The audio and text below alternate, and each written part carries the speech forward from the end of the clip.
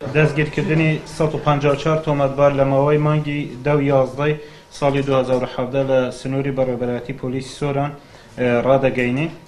لە ماوەی مانگی 10/11 ساڵی 2017 لە سنووری بەڕێوەبەرەتی پۆلیسی سۆران 154 تۆمەتبار دەستگیر کراون لە هەر چوار قەزای چۆمان ڕەواندە سمێرگە سۆران ناوشاری سۆران کامانن. یەکەم دەستگیرکردنی 14 تۆمەتبار لەلایەن پۆلیسی نێشتنی تاوان لەسەر ئەنجامدانی دزی جۆراوجۆر کە گشتیان دانیان بە تاوانەکانیان ناوە. دەستگیرکردنی تۆمەتبار بە ناوی ئەلف باڕا لەلایەن نەهێشتنی تاوانی سۆران کە فەرمانی دەستگیرکردنی لە دادگای کەرکووک بۆمان هاتبوو. دەستگیرکردنی تۆمەتبار عینحا بە پێی مادەی 406 لەلایەن نەهێشتنی تاوانی سۆران بە هەماهەنگی لەگەڵ مکافعەی ڕاپەڕین کە تۆمەتبار هەڵسا بوو بە ئەنجامدانی تاوانی کوشتن لە سنووری ڕاپەڕین.